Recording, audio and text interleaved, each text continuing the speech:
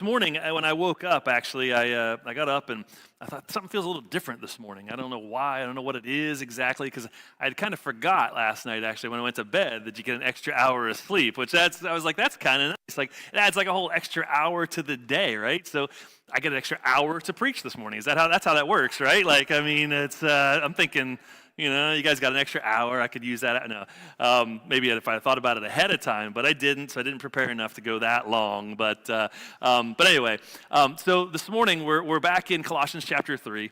We're actually on part 3 of this, and we're going to close out this chapter today. We're going to finish up with this. And last week we talked a little bit about like husbands and wives. We only covered 2 verses, right? But there are 2 verses I think we could pull a lot of stuff out of and talk about. And so we ended up talking about just those 2 verses last week. And we talked about husbands and wives, and we talked about husbands and wives and their Jesus response to one another and to what Jesus did for them and how that plays a part in their roles that God gave them as husbands and wives. And so we looked at that a little bit last week, and we talked about how when they do that, when they have that Jesus response, it brings out the aroma of Jesus, right, in their household, right? And it's that aroma of Jesus that they can bring to the home by responding properly to Jesus in their relationships through their roles, right?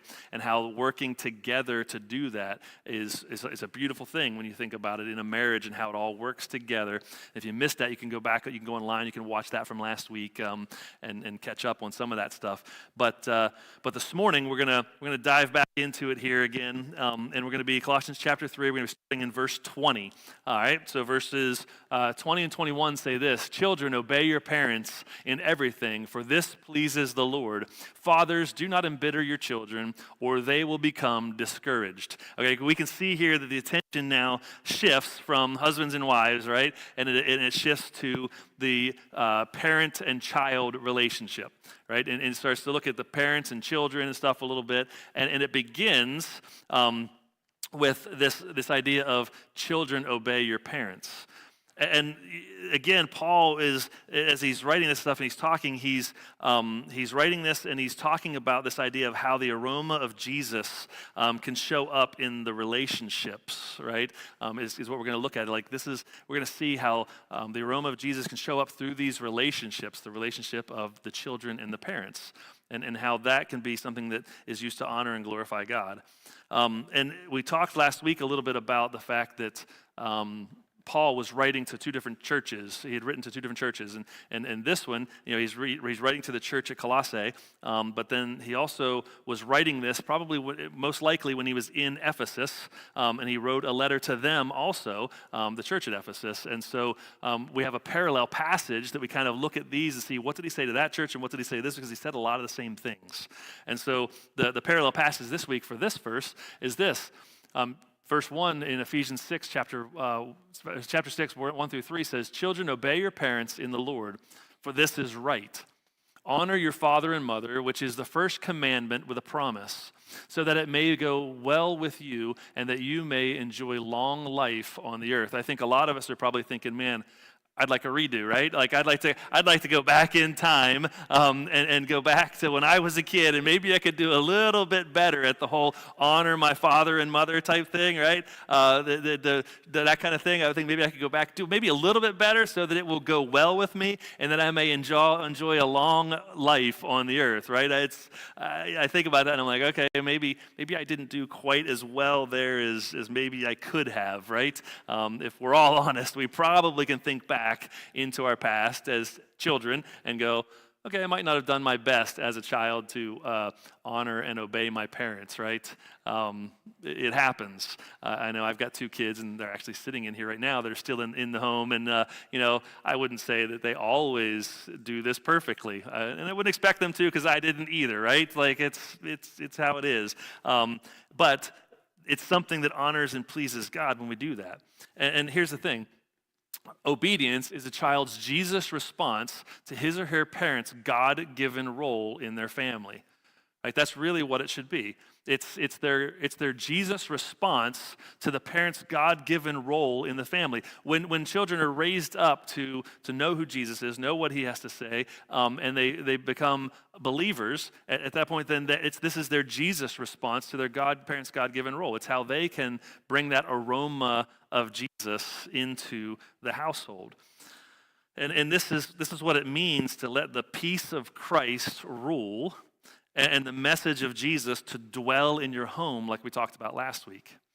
And it's this sweet aroma of Jesus that will fill the home when this is happening. And let's just be honest, it doesn't happen every day, right? But when it does, it's a sweet aroma that happens when children obey their parents. When little children honor their parents with obedience, it allows the sweet aroma of Jesus to fill the home. Right, when little children do that, and you think about that, like when little kids, and if you've ever been to somebody's house and when they have little kids, or whatever, and you go and you're just visiting and stuff, and you're like, oh man, your kids are so well behaved, and boy, you ask them to do something, and they just do it, and you're like, man, this is really cool, right? Like I don't know how you do it, but boy, it brings that sweet aroma of Jesus, right? It's like, man, this house is in order. They're doing what they're supposed to do. It's really cool when you think about that and you see that and you begin to understand it, right? But then when older children honor their parents with loyalty and thankfulness, it allows the sweet aroma of Jesus to fill the home, right? It's that idea of the older children, right, with loyalty and thankfulness, right? They're a little older now, right? And they've got they want their own independence, and they want that type of stuff, whatever. But when they honor their parents with loyalty and thankfulness, right, it brings out that sweet aroma of Jesus in the home. And when we and when we recognize our parents' role in our life and respond to their role as the one in authority, especially while in the home, it brings the sweet aroma of Jesus, right, to the home, because you're honoring them, and you're doing what Jesus has called you to do, and you're submitting to what Jesus asks you to do. And when we respect and recognize their influence after we've left the home. I've got 2 daughters who have left the home, right? And when we respect and recognize their influence when you've left the home, it allows the sweet aroma of Jesus to be in that home also, right? And I have these 2 older daughters, and when we get together at times, they do that. Like it's wonderful to see. Like there's this idea, this respect and this recognition of kind of our influence in their lives, and they respect that. And it's maybe not that way with everybody, right? But I do know that like when they were in my home, and especially maybe when they first left our house, there maybe wasn't quite as much of that. There's a little bit of like, I want to do my own thing. I think you guys didn't really know what you were doing. I'm going to go out and I'm going to do it different. I'm going to do it better. And now they're adults and they have their own house and they have all this, and they're going, oh, we get it now. We're starting to understand a little bit about what you guys were going through and what you were doing, right? And there's a little bit of this respect and this loyalty and stuff to your parents, and they understand the influence that we had in their lives and that we still have in their lives, and they respect that. And that's what we're to do. God calls us, right? It says to obey your parents. That's what it says we're supposed to do. There's a couple of caveats, right, and cautions when it comes to obedience, though. That we probably should point out. But here's the thing: if obedience, if it pleases the Lord and it is right, then parents, it reasons then that we should call our children to obedience, right? I mean, that's what we should do. Doesn't mean they're always going to do that. It doesn't mean that it's always going to happen. But then also, it also says that in Scripture that they are to obey their parents in everything, right? The children are to obey their parents in everything. But what about if the parents are asking them to do something that is wrong or immoral or illegal? What about that? What do we do with that? Like, how do we look at that and go, okay, it says that the children are supposed to obey their parents in everything, but now their parents are asking them to do something that's wrong or immoral or illegal. Like, what do we do with that? Well, I would say that that we must obey God rather than men at that point, right? We're not to be doing something that would go against God and His teaching and what He has called us to do, just because somebody else is asking us to do that, and so that overrides that authority, right? And so there are times when maybe a child needs to say, "Hey, this isn't a godly request. This isn't something that would honor and please God. This is something that would be the opposite. This would be immoral or illegal, and I really shouldn't be doing this." And so, when you think about that, that's that role of children in the home. And I know a lot of you guys probably you've had children. A lot of have children that are grown, that kind of stuff, or are already out of the home. And you get to see now how they raise their children. And you get to be, what we talked about here is that influence in their lives. And hopefully they have that and respect that idea of your influence in their lives, and you've cultivated that type of a relationship so you can have that kind of influence with them. So that you can help them even with raising their grandchildren, your grandchildren and that kind of stuff, right?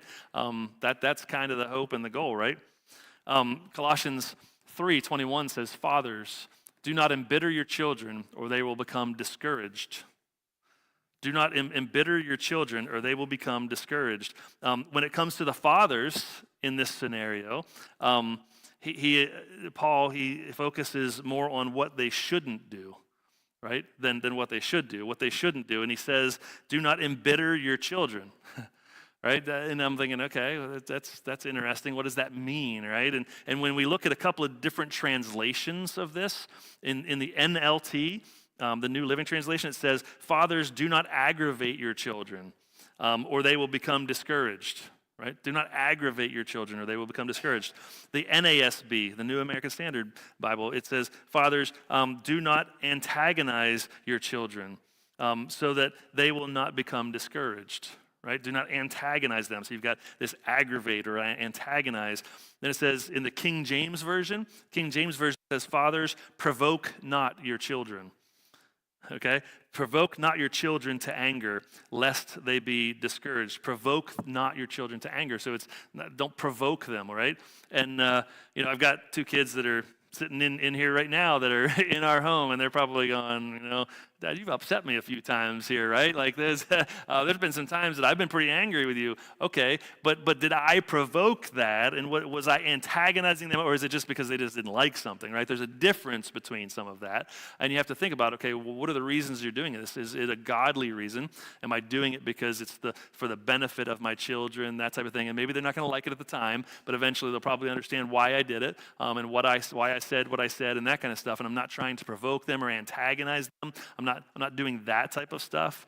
And so how do we embitter our children? Well, how does that happen in the home a lot of times? Well, I think, number one, I think not realizing the power of our presence in their lives, right? That the idea of being absent from their lives is huge. I think that happens way too often in society. I think in our culture especially, I think we get so busy with all kinds of things that it's easy to overlook being active and present in your child's life. In fact, there's a lot of times you think about different things that they do, like sports or a choir or things like that, and maybe they have a chorus concert coming up or whatever.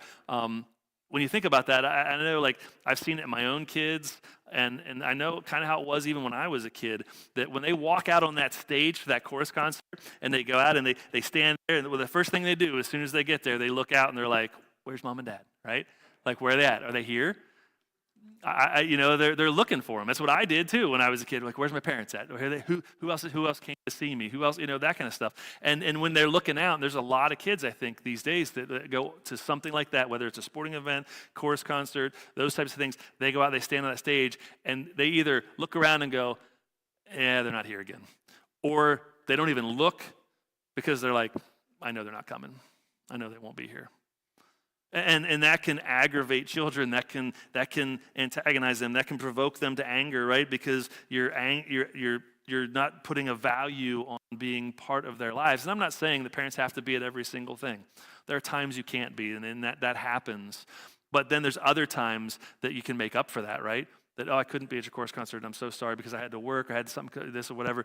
But hey, this week we're going to go out and we're going to do something fun this week or whatever. We're just going to spend some time together. We're going to do this or that. And so there's ways to be present in your lives, not just at those types of events, even though those types of things are pretty important a lot of times in kids' lives. But it's that idea of just being present in their lives that we have to look at and go, how do we do that? And the next thing is, by intimidating them. It's another way to really embitter your children is by trying to intimidate them, right? It's that idea of scaring them into obedience, right? You get big and you get loud and you just start yelling at them and stuff. And you just try to intimidate them into obeying you.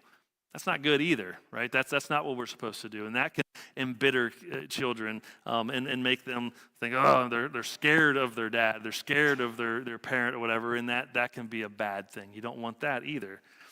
Or to criticize them, right, and devalue them. That's a big one, right? Criticize them or devalue them, because when you do that, when you're constantly criticizing them and devaluing them, and you're not ever building them up and giving them words of affirmation and those types of things at all, and you're just criticizing them and devaluing them and telling them what they did wrong and how they did it wrong and why they'll never get it right and all this kind of stuff, they begin to hear that over and over again, and eventually, even when they're not with you, they're playing that tape in their minds all week long. Right? And they're going, I'm not good enough. I'm not able to do this, or I constantly fail at this, and I'm no good or whatever. And it can really, really bring them down. And that's another way to really embitter your children. Or indulging them. That's another one, indulging them, giving them everything they want. Right? Like when you just give them everything you want, you set up their little life so that they're just super comfortable. They can do kind of whatever. You never teach them how to navigate life or difficult situations or anything like that, because everything's just taken care of for them. That you just do everything for them, and they've never been taught the word no. Right? They've never been taught the word no. Now, here's the thing. It's kind of funny because there's a lot of kids, I think, that this happens to, where they've never really heard the word no that much said to them or whatever. But most kids, that's like one of the first words they learn, right? When you're like, hey, I need you to do this, like, no. You know what I mean? Like, they learn that word pretty quick, and they kind of understand the meaning, right? Like, nope, I don't want to do that, right? But then when it comes to discipline and training and those types of things that we're supposed to do with our children, they don't hear the word no very often, and they go, it just lets them do whatever they want, and they can become embittered that way, actually. And it backfires on parents who think, we're doing such a great job, like with our kids. Like, we just kind of let them do whatever they want and this kind of stuff. That's not good. That's really not good. Or idolizing them, right? Making them the center of your existence so they feel that the pressure to help you have significance and have you have success, right? It's that idea of, it's that sports dad, right? That goes, man, I loved basketball when I was a kid. I loved playing basketball. Man, I always wished I could have been on a team and been, did really good. Like I was okay, but, I really wish I could have gone to the championship and all kind of stuff. But man, my son, he's really good at it. And you know what? I really want him to do that. And so you push and you push and you push. And you say, hey, you need to do this. You need to be doing this. Hey, you need to get better. You need to be doing better. You're not doing good enough. And you're constantly pushing them. And you're making them kind of the center of your existence. And they're now living this out for you and in a way, right? They're doing this because it's helping you to have significance or to feel successful, right? And you're doing this, and you're idolizing them in a way of like, oh, they're so good and they're so whatever, and you just kind of keep pushing and pushing and pushing, and that can have negative influences, right? That can embitter the children, right? It can embitter your children easily. There's all kinds of ways that we can embitter our kids, right? I mean, there's a lot. If you really think about it, there's a lot of things that you can do, and it's hard to avoid some of those things sometimes in a real situation and in real life. But it's good to be mindful of those things, of how we treat others, not just our children, but how we treat others, right? But there's a lot of different ways that we can embitter them, right?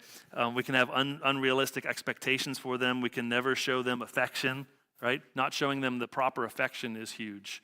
Right? Not showing them how much you care for them, how much you love them, that kind of stuff. Or publicly humiliating them. That's a big one, right? Publicly humiliating them is one of the big ones. When you're in public and something happens, they do something and you just start yelling and screaming at your kid, right? That's not good. Public humiliation can be huge. Or you treat their mom with disrespect, right? That's a big one. Dads, fathers, the way that you treat your wife, especially in public or around others, or even in the home, right? Or in front of your children, the way that you treat your wife is huge. If you're treating their mom with disrespect, then they're going to show disrespect to their mother. They're going to see that in you, and you're modeling that for them, and it's not good. And then that causes all kinds of things in the home, and the sweet aroma of Jesus is not present in that moment. When you're not doing what you're called to do as the husband, to love your wives as Christ loved the church, like we talked about last week, when you're not fulfilling your role and doing that, it's going to be really hard for your children to fulfill their role and honor their mother the way that they should. And that falls on guys. I really do feel like that falls on guys a lot. Like the way you do that, the way you love your wife and the way you treat them shows your children how that should be. That doesn't leave the wives completely out of it, right? Because if the husband's doing his role and the wife is still like not doing hers, and she's, not respecting and not doing that kind of stuff for the husband, it can go both ways. But husbands, right? We have a responsibility. Fathers, we have a responsibility as the leaders in the home to have that example and to set that example. But it's easy to let some of that slip and then kids to get embittered. And here's the thing. Training is the parent's Jesus role in response to receiving their child from God. Right? Training is the parent's Jesus role in response to receiving their child from God. That's really what it is. It's this idea of training the kids is our Jesus role. It's what we're supposed to do because Jesus has called us to do it. My role is to help and to train my children. That's what I'm supposed to do. This is an authority given to me as a gift for my kids, right? God has given this to me as a gift for my kids to train them in the way that they should go, right? That's what we're called to do as parents. And so we're supposed to do that. I want to leverage my life to bring my kids up in the Lord. To posture my life to raise my children up. I will submit my life to getting my child up on their own 2 feet, physically, emotionally, and spiritually. That's what we need to be doing. And I think about our family even a little bit. And so we homeschool our kids. A lot of people know that, and we hear things all the time of, but hey, I know you homeschool your kids, but have you really thought about like how are they going to do when they go to college, or how are they going to do well in school when they go to college and go out of your house and stuff like that, or how are they even going to get into college with being homeschooled? Like, what's that look like? How's that? And it's like, listen, I was like, here's the thing, and this is I say this to people all the time. I'm like, listen, I'm not raising college graduates. I'm raising Christ followers. If they go to college, great. If they go to college, that's great. If they do well in college, that's wonderful. We want them to excel in all of that. And both of my 2 oldest daughters went to college. They both dropped. I have 2 college dropouts, but that's beside the point because I got them into college. We got them into college. They both dropped out, but that's because they found husbands and they felt like they didn't need the degree. So I'm like, okay, fair enough, right? But here's the thing: we got them into college, right? But here's my goal. Our goal was never like, hey, we're not raising college graduates. That's not my goal in life, to raise my kids so that they can graduate from college. That's not it. My goal is to raise Christ followers, to do what we feel best for our children, to raise them up in the way they should go so that they are Christ followers so that when they go off to college, they don't become prey to the college professors and all of the people there and stuff like that are giving them all kinds of other faulty information and trying to pull them away from their Christian faith and stuff. So they have that firm foundation, right? That their foundation is built on Christ and Christ alone, and they know that. And so when they go into those situations, they can stand on their own 2 feet. Because I feel like that's more important. Because that's the role and the responsibility that I have been given by God, is to train my children in that way. Nowhere in Scripture does it say that God says, hey, you are to train your children in math, or train your children in English, or train your children in these things so they can do well in higher education. It's not in there. What is in there is I'm to train them so that they will love the Lord, right? So that they will know who He is, so they will put their lives into His hands, and so they will not depart from that when they get older. That's the goal. And you know what? We homeschool. That's not for everybody. That doesn't mean that everybody should homeschool their kids. That's not what that means. And when I say that, I'm not saying we homeschool and it's the only way to do it. No, I know lots of kids that went through the public school system that have got a great foundation on our great men of faith and women of faith today. That I would be like, man, I would love for my kids to turn out like that, right? My own nephew. His name's JD. Like he's a great guy. I love him to death. He went through the public school system. He played on the football team. They were like undefeated his last 2 years. He played on the high school football team, stuff like that. Like he was very into sports. He was very popular. Knew a lot of people. He is very rooted in his faith. Very rooted in his faith. He would talk about it and he would show it. The aroma of Jesus comes off of him because he has a foundation that was built because his parents instilled that in him. They made that a priority. And that's the key. It's not the education. It's the idea of, are you building your kids up and are you raising them in the way that they should go so that they will not depart from it? That's what we're supposed to do. And that means the goal of parenting is to gradually transition from control, this my authority in their life, to influence based on my relationship in my child's life, right? There's this point whenever they move out of the home and they're out on their own, right? That I no longer have that authority and control the way I had, right? And we shouldn't have that then. So we don't have that. But we should have then, what we should have is influence. Because we've built a relationship with our children that has helped them to grow up in the way they should, that they understand who Jesus is, they've put their trust and faith in him, and they're living the life that they should be living. And then we have this relationship with them of influence, where we can talk about things and they can come to us with maybe even problems or issues they have or whatever, and we can help them work through those things because we've been there, we've done that, right? That kind of thing. And so there's that relationship that happens then when they move out of the home and it moves into this relationship of influence. Ephesians 4:6 says this: fathers, do not exasperate your children. Instead, bring them up in the training and instruction of the Lord.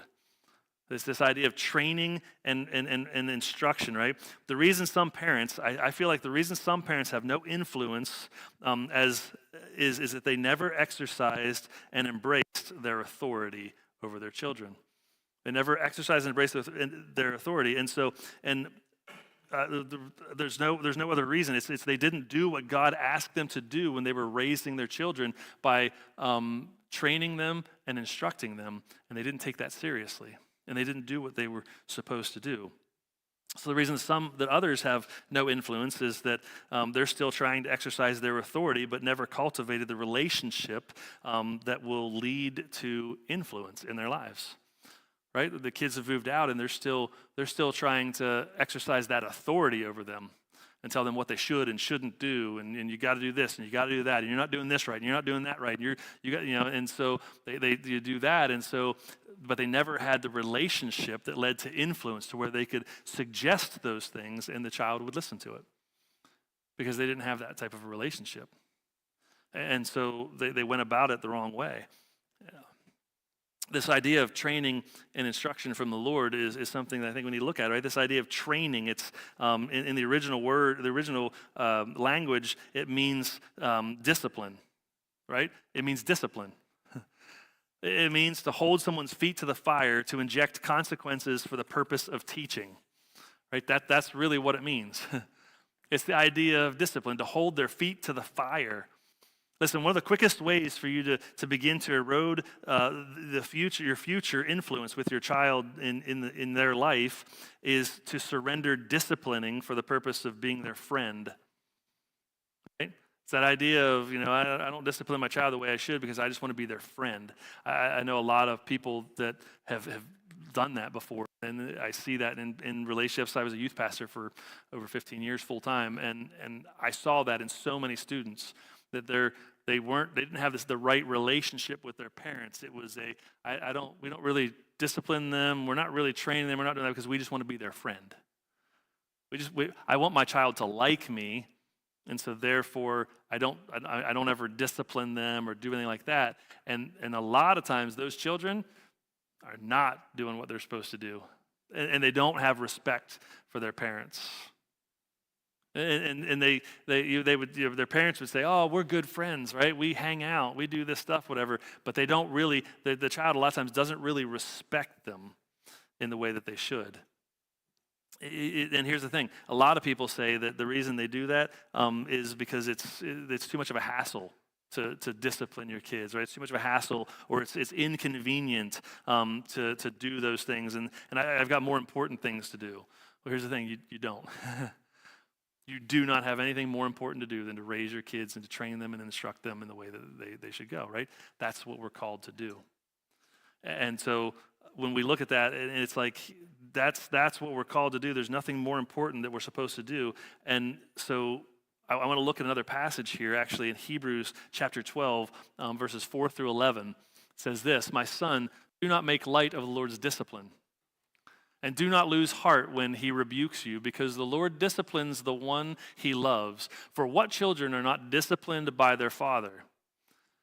Moreover, we have all had human fathers who disciplined us, and we respected them for it.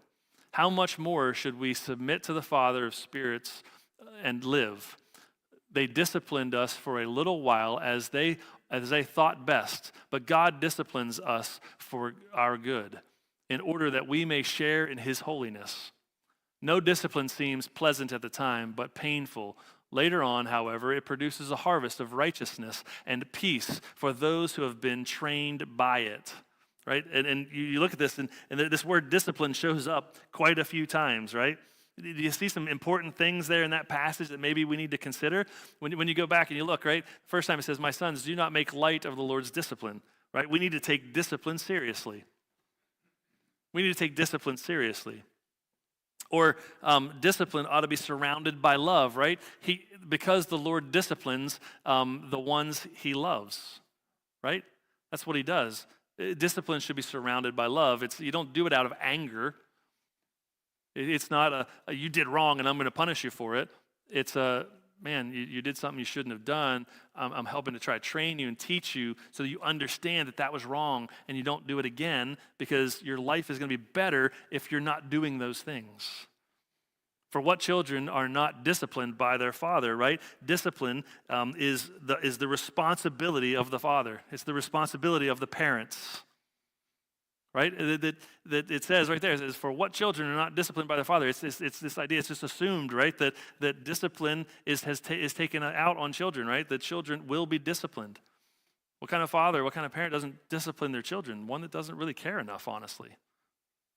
If you truly love your children, you truly care for them, there's discipline. Discipline cultivates respect, right? It cultivates respect. And so it also is selfless. It's selfless. Discipline is not something that we want to do. In fact, I've heard many times probably people say something like, "I heard my dad say this before, and I didn't understand it until I had kids. He's like, this is going to hurt me more than it's going to hurt you." And I'm like, "You're the one holding the belt." I don't think that's true. Like, I don't, as a kid, I'm going, "I don't understand that. Like, what are you talking about, Dad?" My parents, like, okay, I wasn't necessarily the best kid, okay? I might have had a little bit of a stubborn streak in me. My parents, they used a belt on us, actually, when we were kids. And nowadays, people are like, "Oh, I can't believe people would do that," or whatever. "I'm calling child services." And okay, whatever.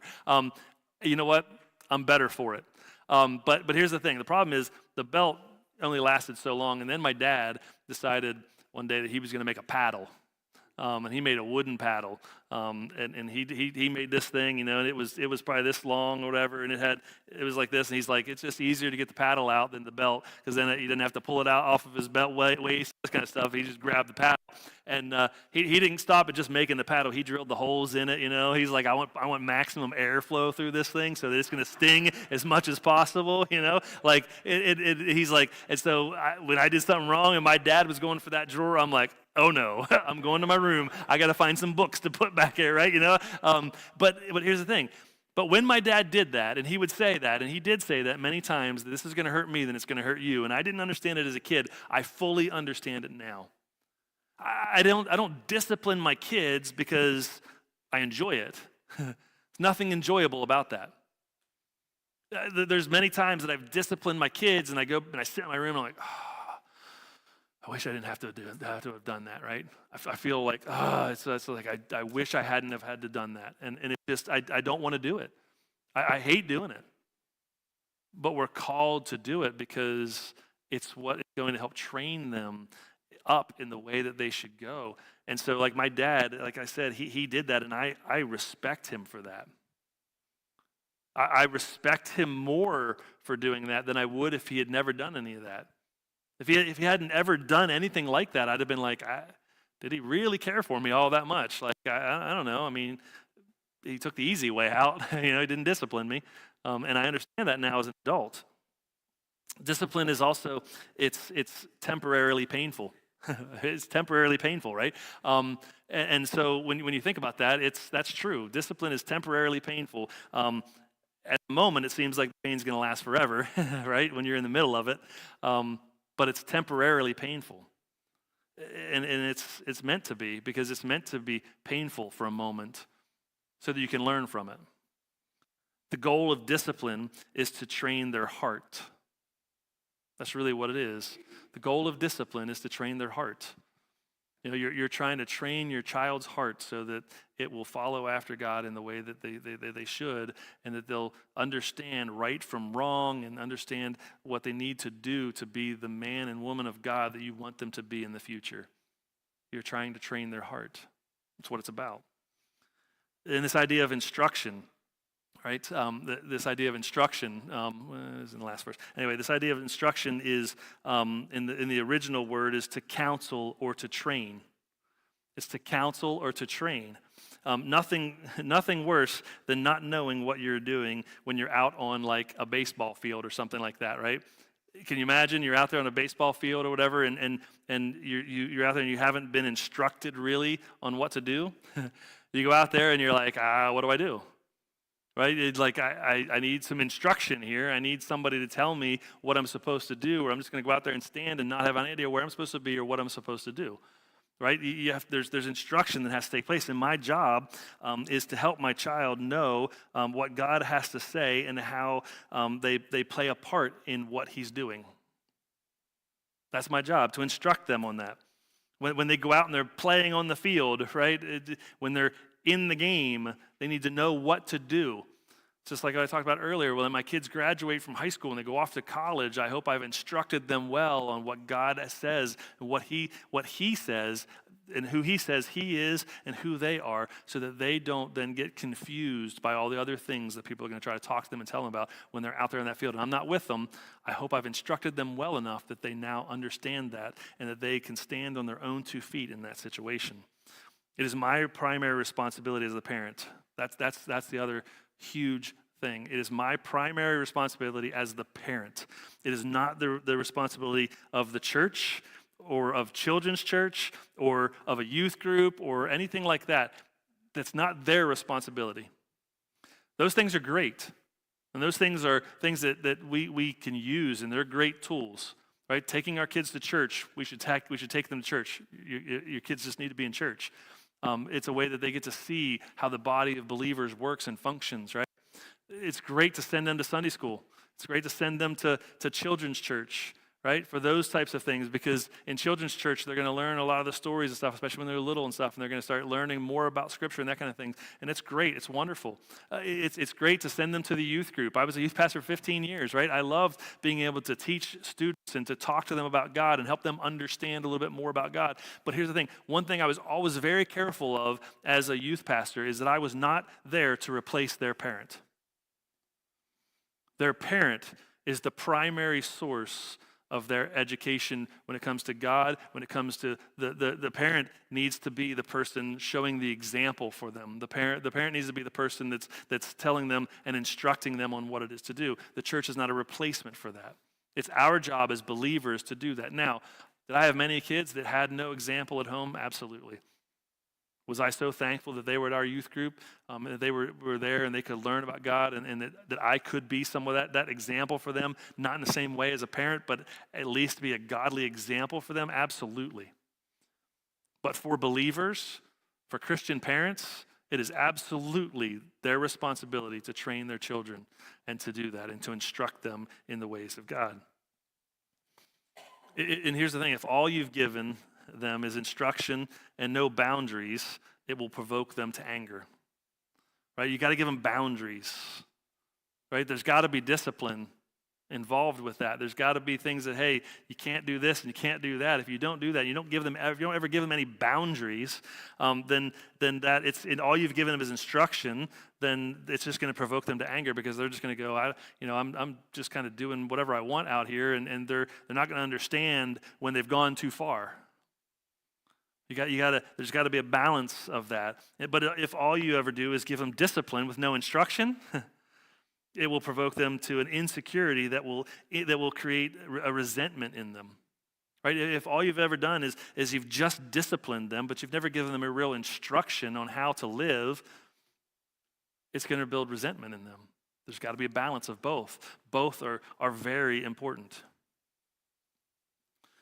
Then we get to Colossians chapter 3, 22 through 4:1, and it says this. It says, slaves, obey your earthly masters in everything, and do it not only with their eye, when their eye is on you, and to curry their favor, but with sincerity of heart and reverence for the Lord. Whatever you do, work at it with all your heart, as working for the Lord, not for human masters, since you know that you will receive an inheritance from the Lord as a reward. It is the Lord Christ you are serving. Anyone who does wrong will be repaid for their wrongs, and there is no favoritism. Masters, provide your slaves with what is right and fair, because you know that you also have a master in heaven. So here, Paul, he turns, and now he's no longer talking about this parent and son relationship, parent and child relationship. He's now switching, and he's talking about this idea of masters and slaves, right? And he's talking about masters and slaves, and I think we need to understand the context of this a little bit, okay? Because in today's culture, when we say slavery, we all have a certain thing that comes to mind, right? And we all know what that is. And back in that day, there were some differences. There were different types of slaves. Did the Romans have people that they conquered and they forced into slavery? Absolutely. Did they have other types of slaves there in that time? Absolutely. There were people that would be more like an indentured service. They'd be an indentured servant, right? They would be someone who was working off a debt that they owed to somebody. And so they would go and they would work for them for a period of time. They even had laws about some of this kind of stuff where, like, if you owed somebody money or whatever and they couldn't pay it, you could then force them to work for you as a slave, as your slave, your indentured servant, and they would come and they would work for you. But they had laws saying, like, you could only do it for like 7 years. And then once that 7 years was over, that then you had to release them from that debt. Did that always happen? Absolutely not. Right? People didn't always follow what the law was, stuff like that, and some of that gets gray in there and stuff, and there's some different things, but there's different types of slavery when you look at this, and it's not all just what we think of in today's culture. There's also people that are just poor people that don't have anything, and they don't know where their next meal is going to come from, and they would go and they would actually become somebody else's slave or indentured servant or whatever, so that they could get the food and the things that they wanted, because they'd have a better life with their master than they would on their own. And so they would put themselves into that. And some people that went into slavery for all kinds of different reasons, at the end would say, I don't want to be set free. I want to continue in your service in the position that I'm at, because I have a better life here with you than I would out there. So there's some of that to think about when we think about this context, when he starts talking about this idea of masters and slaves. And I think this morning we can actually take this and apply it more to like bosses and employers and employees, right? Bosses and employees. It's one of the ways we can look at this and understand this as some way of what it's saying to us. He starts with this idea of workers, and he's saying that when the peace of Christ rules and the message of Christ dwells, it affects your work. Right? When those things happen, it affects your work. It affects the way you do things. He's saying what he's saying is that this is the principle, right? Is that worship is my response to Jesus as I carry out my primary role at work. Worship is my response to Jesus as I carry out my primary role at work. And here's the thing. I bring the sweet aroma of Jesus to work when I see my work as my worship. It's a way that I honor and please God. When I see it that way, I can bring that sweet aroma of Jesus to my work. Whether you're the boss or not, doesn't matter. Right? It doesn't matter if you're the boss, doesn't matter if you're the person in charge. Even as the employee, just doing your job, if you see it as worship and you're doing it the way you're supposed to honor and glorify God and doing it with your best, you can bring the sweet aroma of Jesus into your workplace. It's pretty amazing when you think about it. That's what we're supposed to do.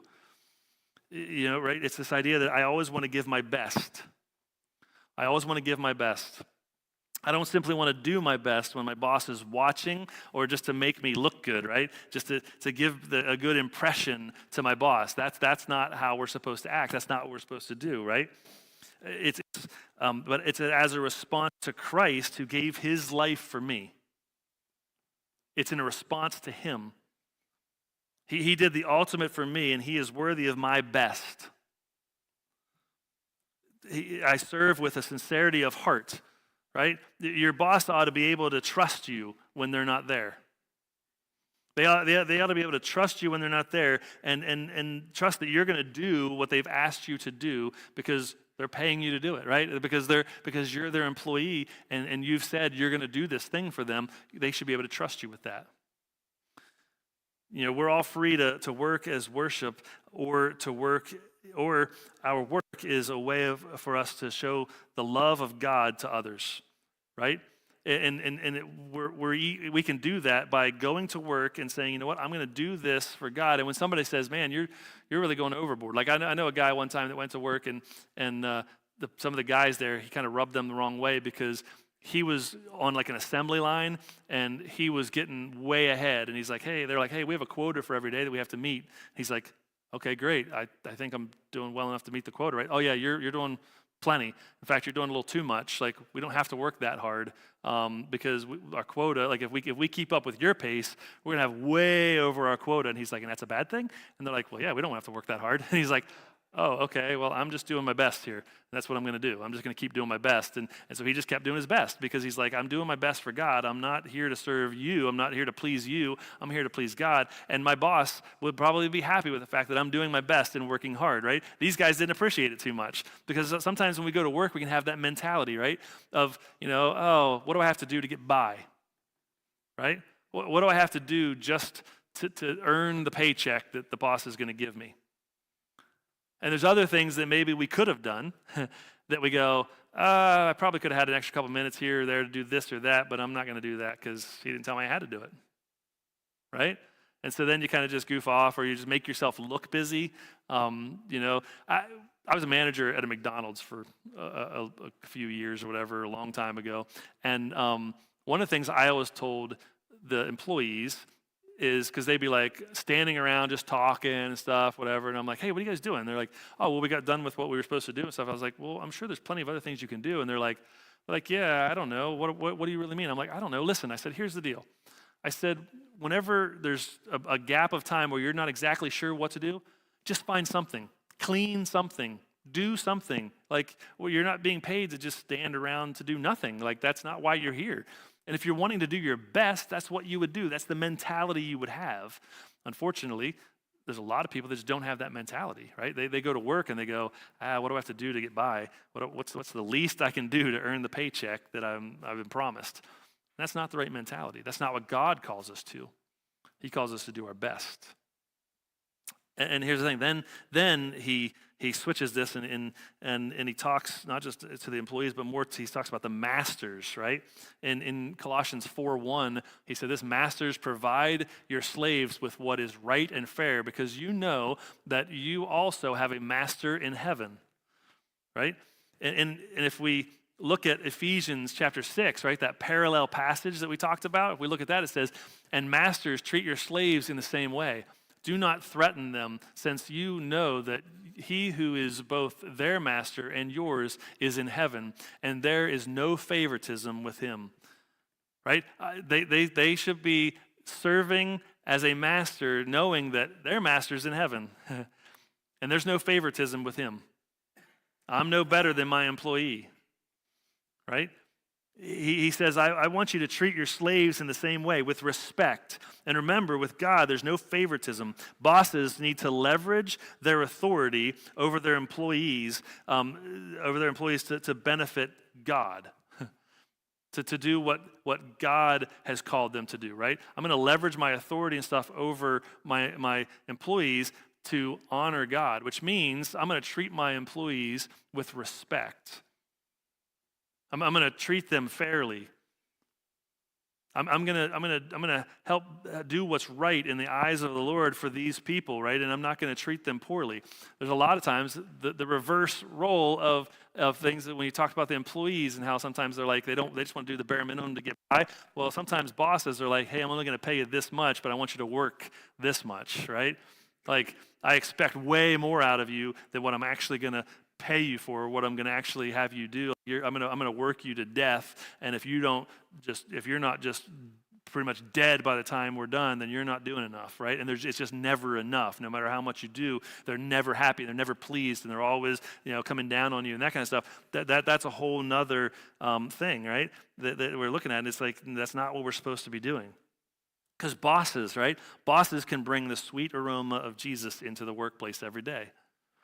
When they come in, I remember the story of Ruth and Boaz, right? That we talked about back in the story of Ruth. When Boaz came into his fields, he would say, a saying about the Lord or whatever, and they would respond in a way or whatever. And it was like you could tell he was someone that brought the aroma of Jesus into his workplace every single day. And his employees, the people that are working in the fields, they respected him because he was a man of God. And they worked for him and did what he asked because he was a man of God and because he did what was right and he treated them fairly, right? That's what we're supposed to do because, again, it's worship is my response to Jesus as I carry out my primary role at work, right? Worship is my response to Jesus as I carry out my primary role at work. Jesus Christ died on the cross for my sins. He did that for me. He paid the ultimate sacrifice. He did that for me. And my response to him is I want to honor and glorify and serve him in everything that I do and everything that I say. Is that just when I'm not working? No. When I'm at work, that's part of all, right? Everything I do, all that I do, my work is part of that. And so when I'm doing my primary role at work, I need to do that to honor and glorify Jesus. Right? And so it's honoring and glorifying him as my primary role. So what is my primary role at my workplace where I work? What is it? Right? Remember what he said, what he's saying here, right? As working for the Lord is my primary role, bringing glory and to put him as the center of what it is that I'm doing. It's to make him known through my actions and what I'm doing. That's what we're really supposed to do. So when you ask yourself, when I ask somebody, what's your job? Like, what is it that you do? What would you consider to be your primary role at work? And as a believer, how do you carry that out? They're like, well, maybe they say I'm a truck driver who happens to be a Christian. Okay. Or they say, I'm a plumber who happens to be a Christian. Or I'm a teacher who happens to be a Christian. Or I'm an electrician or an accountant or a stay-at-home mom who happens to be a Christian. Or I'm a computer programmer or a janitor or I'm a landscaper or I'm a secretary or I'm a chef or whatever who happens to be a Christian. Is that really the way we should look at it? Is that the way we really should look at it? Or should it be this? I am a follower of Christ. I'm a follower of Christ who happens to be a plumber. I'm a follower of Christ who happens to be a truck driver. I'm a follower of Christ who happens to be a teacher. I don't know. I think there's a shift there in the way you think about things.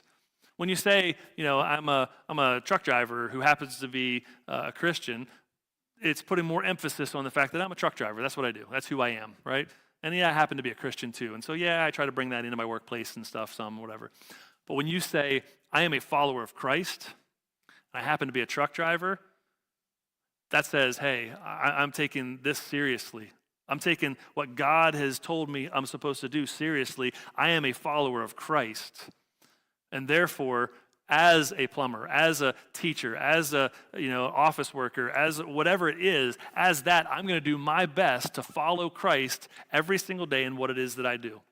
I'm going to do everything I do to honor and glorify Him. That's what I'm supposed to do.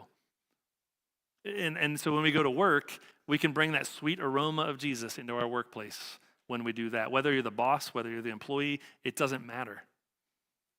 Because if you look at it this way and say, I am a follower of Christ who happens to be whatever it is your vocation is, because let's face it, your vocation shouldn't be what defines you and makes you who you are. What should define you and make you who you are is what Jesus Christ did on the cross for you. That's what defines me. I'm a child of God, right? That should be my first thing when somebody asks, who are you? Tell me about yourself. The first thing that should come to mind is I'm a believer. I'm a child of God. Oh yeah, and I'm a plumber or I'm a whatever. Those types of things come down way down on that list. Because above those things are I'm a husband, I'm a father, I'm all of those things. And then eventually and I'm also this because this is what I do for my work. And so we got to get our priorities straight in that and understand that we are a follower of Christ who happens to be something else. And when we get that mindset, it makes it much easier to walk into our place of work, our place of employment, and do what God's called us to do. And this morning, as we think about this, we think about even the child, the parents and child relationship. I get it. A lot of people are like, I raised my kids already. I'm past that point, and my kids are doing pretty good, whatever. Or maybe you don't have children, or maybe there could be lots of things. We can still take some of those things and understand that we have a Father in heaven, right? We're supposed to treat Him the same way that we're supposed to treat our earthly parents, right? We're supposed to obey them in everything. We're supposed to show Him honor and glory in everything. We're going to have discipline at times from Him because those principles that we laid out there for the father and child relationship, they're the same things that would be for our Father in heaven and our relationship because we are children of His. And so we can apply that to our lives and think about that. When we're going through a rough time and we're going through some discipline in life, we can understand and look at that and go, oh, I see that now. I see why that happened to me. I see what that was for. And here's the thing. I respect God for it even more because I understand what He did for me and why He did that for me, because He's training me and He's teaching me and He's helping me to understand my role and what it is I'm supposed to do. And as we go to our places of work, and we think about the fact that I am a follower of Christ, I've been brought up in Him. I know who He is. I know my place, that I am a child of God, and I happen to be this or that as my employment, right? That we can go into that and say, you know what, I'm going to do my best to honor and glorify the God who's given me everything, who's died on the cross for me, who loved me so much that He would send His only Son to die for me. It's not too much of Him to ask me to just honor and glorify Him through my work. So as we go out this week and we think about that, think about the things that we do. And it's not just through work. It's not just through the relationship with son and daughter, husband, wife, all that kind of stuff. How can we go out and how can we be a light for Jesus in our world?